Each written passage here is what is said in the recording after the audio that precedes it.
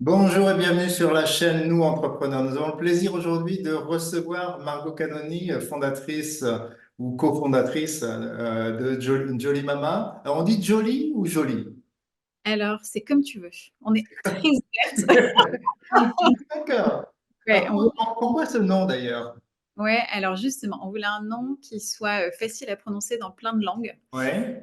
parce qu'on avait vocation à partir assez vite à l'international.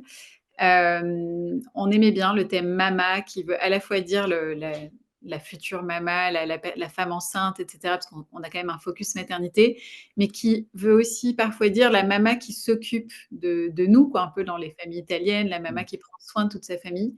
Donc voilà, il y avait ces deux aspects-là qui jouaient dans le choix du nom. Génial, génial. Bah justement, quand on parle de création d'entreprise, on parle aussi à un moment donné, on donne une vie, hein. Et donc, explique-nous un peu comment tu en es arrivé à cette entreprise. Alors, en fait, l'idée, à la base, vient de mon associé. Donc, comme tu l'as dit, on est deux cofondatrices. Donc, Marie, mon associée, habitait aux États-Unis, où elle a découvert le principe de produits de nutrition pour les femmes et notamment les mères. Et elle s'est dit que c'était intéressant. Et en fait, sa vie personnelle, elle rentrait en Europe. Et voilà, donc elle s'est dit que ça pouvait être sympa de creuser un peu ce sujet et de voir s'il y avait potentiellement la possibilité de faire la même chose ici. Et elle m'a contactée parce que moi, je travaillais dans la santé à ce moment-là. J'avais déjà 3 enfants pour avoir un regard sur son projet et en fait, très vite, je trouvais que ça me parlait beaucoup et j'avais envie de faire plus et du coup, en parallèle de mon job à l'époque, je l'ai aidée à monter, ce qui est devenu aujourd'hui, Jolie Mama. En parallèle de ton job, tu as fonctionné en parallèle pendant longtemps? Oui, pendant à peu près 3 ans. Donc, je travaillais soir et week-end sur Jolie Mama et puis le reste de la semaine sur mon job de salarié. Ouais. Euh, et donc, c'était vraiment très intense. Mais en fait, moi, ça m'a rassurée d'avoir quelque part un filet. Et puis financièrement, ça aurait été difficile autrement. Donc voilà, donc moi j'ai fonctionné comme ça. Je sais que pour certains c'est impossible d'avoir le cerveau un peu coupé en deux, tu vois, entre ton Ouais, projet qui ouais. prend quand même énormément de place et puis un boulot par ailleurs. Mais voilà, j'ai réussi à le faire. Après, j'étais quand même contente quand je suis passée à temps plein sur Jolie Mama d'avoir vraiment, tu vois, genre 100% de ma dispo, de mon temps qui puisse être vraiment dédié au projet. D'accord, super, super. Tu sais, je me souviens, il y a quelques années, j'écoutais, c'était BFM, j'écoutais la définition de l'entrepreneur et on disait, un entrepreneur, c'est quelqu'un qui prend un risque certain pour un résultat incertain. Qu'est-ce que ça t'évoque? Alors moi, je j'aime pas trop le risque. Donc je suis pas forcément complètement d'accord. Ouais, Hem, en tout cas, tu peux prendre des risques un peu mesurés. Tu es pas forcément obligé d'être complètement, entre guillemets, «à poil» et te lancer à corps perdu dans un projet pour être entrepreneur.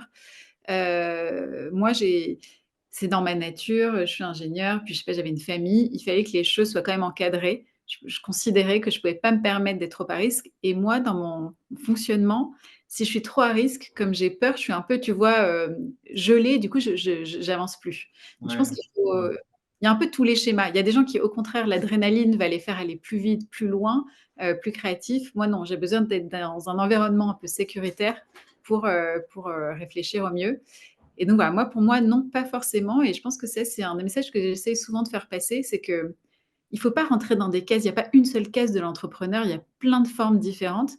Et pour que ça se passe bien, pour moi, que ça soit aligné, et surtout, l'entrepreneuriat, c'est pas 6 mois, hein, c'est des années. Il faut que ça soit aligné avec ce qu'on est, avec ce qu'on veut. Sinon, en fait, dans l'histoire, on se perd. Et c'est ce qui, à mon sens, peut mener à des burn-out ou à des situations vraiment compliquées. Génial, génial. On reviendra un petit peu sur ton expérience, mais est-ce que tu peux nous parler un petit peu plus de l'entreprise? Qu'est-ce que vous Alors, faites? Comment elle est née? Voilà. ouais.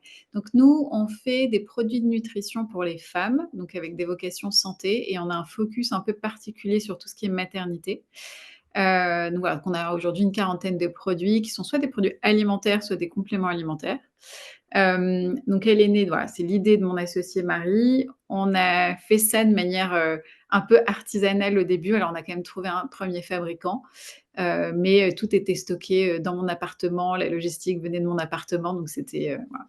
Ah ouais. Assez, ouais, ouais. Surtout pour un appartement parisien, tu vois, pas très grand, c'est vite, vite devenu le bazar et en fait, elle a grossi petit à petit. On a très vite eu un très bon retour des consommatrices, des clientes et on a grossi petit à petit, en réinjectant à chaque fois l'argent qu'on dégageait pour, créer de nouveaux produits, donc de la nouvelle R&D Mmh. et on a quand même fait une levée de fonds en 2022 qui nous a permis de passer aussi, l'étape supérieure et pour donner un ordre de grandeur, l'année dernière, on a donc en 2023, on a fait 2,5 millions de chiffre d'affaires. Mmh. Donc voilà, on est quand même, contente, on commence à être, implantés sur le marché. Ouais, ouais, ouais. Et alors la vie avec la levée de fonds, ça a dû changer quand même beaucoup de choses dans votre manière de fonctionner. Alors, oui et non. En fait, quand tu as l'argent, ouais, c'est là où je trouve que c'est pas facile. En fait, tu as l'argent d'un coup qui arrive sur ton compte et je Ouais. trouve qu'on a fait un peu des mauvais choix, tu vois? Parce que tu dis que tu as plein d'argent, faut le dépenser. Donc en fait, pendant quelques mois, je trouve on est allé un peu dans tous les sens et en fait, on s'est rendu compte, au bout de 9 mois à peu près, qu'il fallait qu'on se recentre, qu'on se réorganise et finalement, du coup, on est revenu sur un schéma qui était un peu celui de la prélevée en essayant tu vois, de revenir à quelque chose qui soit rentable, de bien penser et donc finalement, oui, alors j'ai l'impression qu'on est les mêmes avec un peu plus d'argent, mais Ouais. ouais, il n'y a pas eu un grand écart énorme entre l'avant et Mmh. l'après.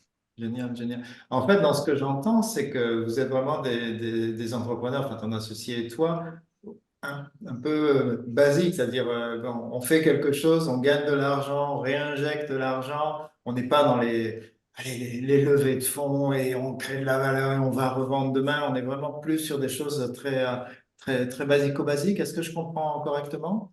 Ouais, ouais, ouais, complètement. En fait, un peu en mode gestion, bon père de famille plus Oui, PME. voilà, voilà.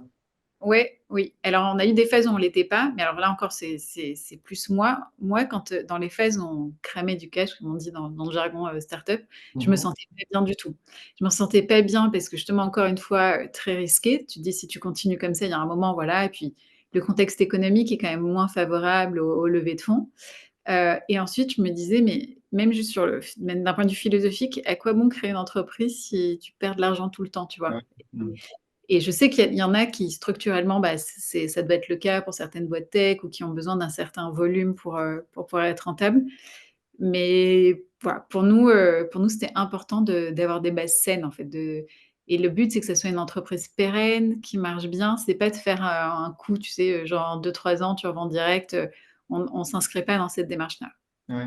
Alors, donc j'ai compris, hein, elle était aux États-Unis, il y avait ce besoin, elle l'avait identifié, tu étais maman, donc mère de famille, donc tu avais toi-même, je pense, ressenti des besoins par rapport à la nutrition et aux particularités de la nutrition de la femme enceinte.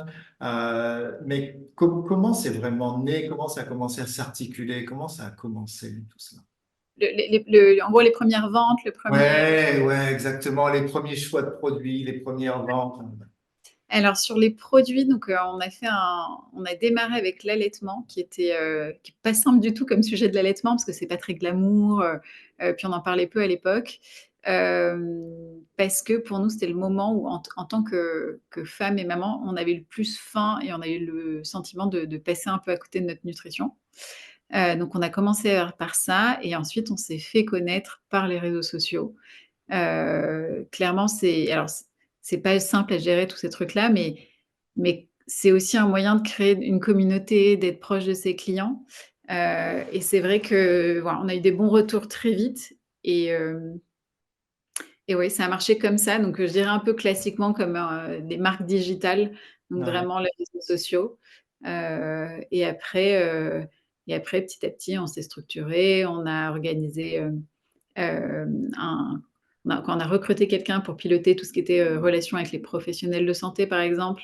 Mhm. Heu, on a pris une agence de presse pour un peu plus de visibilité, on a commencé à travailler avec les pharmacies. Donc voilà, après les choses se sont, développées, mais vraiment petit à petit, quoi. D'accord. Le domaine de la santé, de la nutrition et tout ce qui touche à la santé, c'est un domaine généralement très sensible en France, avec beaucoup de réglementations, parfois assez lourdes. Et le marché européen, et parfois ça peut être un peu différent d'un pays à un autre. Vous vendez surtout en France, vous vendez partout en Europe, vous vendez dans d'autres pays. Comment est-ce que tu gères tout cela? Ouais, alors effectivement, c'est assez compliqué. Donc nous, ce qu'on a fait, c'est que développer les produits, on vérifiait s'ils étaient compatibles, en gros, France et Oui, ensuite on regardait aussi l'Europe. Alors il y a d'accord. quelques pays vraiment très spécifiques, par exemple la Croatie ou qui sont plus contraignants, donc ça on les écartait en se disant: «Bon bah, tant pis, si on n'a pas le marché croate, on a quand même déjà pas mal à faire ailleurs». Mais du coup nos produits, sont com étaient OK quoi, réglementairement sur le reste de l'Europe et oui, on vend déjà, un peu en Europe aujourd'hui, qu'en Europe parce que, c'est pas du tout les mêmes réglementations sur les autres continents et là ça serait vraiment plus compliqué et puis il y aurait la problématique des langues. Après, on n'a pas les packaging dans toutes les langues, Ouais. heu, donc on les a en 4 langues. Mais voilà, donc on a un gros focus sur la France. Après, on a lancé le marché allemand en début d'année, donc voilà, il Ah, grossit petit à petit. bien. Mais voilà, ça reste encore, principalement français. D'accord, super. Et tu parlais de communauté. Alors ça, c'est une notion qui nous touche beaucoup hein, dans ce que l'on fait. Comment est-ce que tu animes cette communauté? Ouais, alors donc on a, maintenant on va dire plusieurs communautés. On a une communauté réseaux sociaux, une Ouais, communauté de professionnels de santé et une communauté, de clientes, on va dire, qui sont du coup abonnées à notre newsletter et cetera.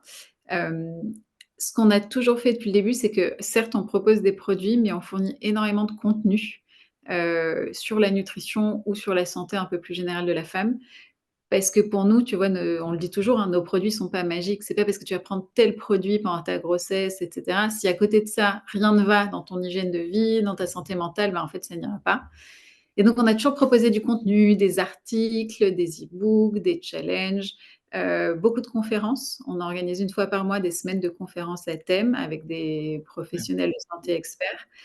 Et donc voilà, on le fait pour notre communauté, on le fait pour nos clientes. On fait aussi des masterclass, vraiment que pour les professionnels de santé, où on va les former sur, un nutriment en particulier ou quoi. Là, ça devient vraiment des sujets très pointus ouais, et ça permet en fait de créer du lien parce qu'en dehors de l'achat de produits ou de la recommandation de produits, en fait, il y a des échanges où on se rencontre. On organise, aussi parfois des événements, physiques, qui permettent de voir les clientes en vrai, mais bon, ça pour moi, ça reste plus anecdotique parce que tu vas dans une ville, un lieu, donc tu vas voir, tu vas voir les gens qui sont proches et ça permet pas de toucher là. mais par visio, on organise vraiment beaucoup de choses et voilà, ça permet donc les gens nous voient parce que c'est nous qui animons, d'échanger, et puis surtout et voilà, de leur apporter du contenu qu'ils trouvent pas forcément, ailleurs. Génial, génial. Deux autres questions. Là, donc, Margot aujourd'hui a un certain âge, donc une certaine maturité. On va partir un peu en arrière. On va imaginer que, allez, à tes 15 ans ou 13, 15 ans, tu es là et tu veux parler à cette petite fille qui a voilà, 13 ou 15 ans et tu veux lui parler un peu de ce qu'elle va faire plus tard, de ce qu'elle devrait faire plus tard, de la manière dont elle devrait gérer sa vie professionnelle. Qu'est-ce que tu lui dirais? Moi, je lui dirais, ouais, de pas avoir peur, que déjà, comme moi déjà j'ai fait des métiers très différents jusqu'à présent et en fait, voilà, de tester si à Tu un peux nous moment dire un peu ce que tu as fait comme type de métier? moi, je suis ingénieure de formation. J'ai commencé en travaillant, sur des chantiers donc, de construction. Ensuite, j'ai fait de la finance et ensuite j'ai travaillé dans la santé, sur des problématiques, à la fois d'immobilier, de parcours de soins. Donc, voilà, des choses assez différentes. Hem Et en fait, voilà, donc moi je dirais qu'il y a aujourd'hui, on est quoi, je trouve qu'on n'est plus à l'époque où on rentre dans une entreprise, on y fait 40 ans et puis après on est à la retraite.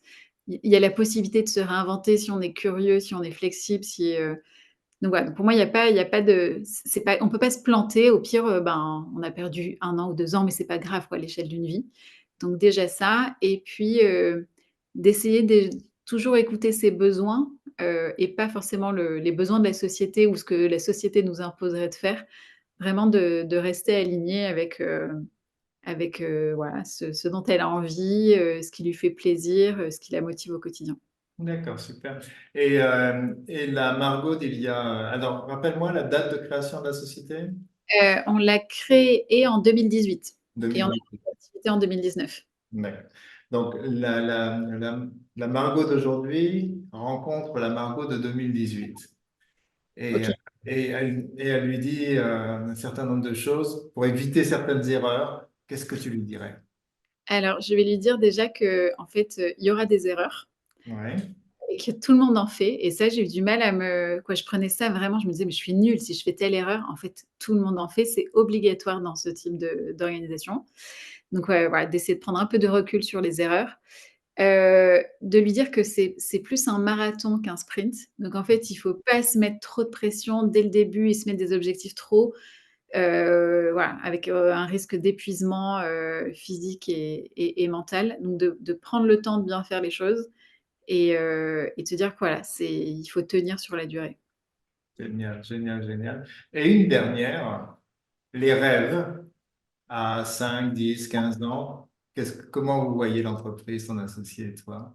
Qu'est-ce que vous Heu, imaginez? on aimerait, bah, que ça continue qu'en gros, vraiment qu'on garde le sentiment, tu vois, de limite affectif qu'on est avec nos Ouais, clients, qui est voilà, qui a un côté très positif, une super relation qui reste entre les entreprises, voilà, même si l'entreprise continue de grossir. J'espère qu'on aura réussi à développer, quelques autres pays aussi. Hem et voilà et qu'en gros, les femmes, qui soient un peu dans notre cible, s ne soient pas forcément toutes clientes, mais que tout le monde sache qu'on existe au moins, quoi. Si on pouvait ouais. savoir ça dans 5 ans, ça serait chouette.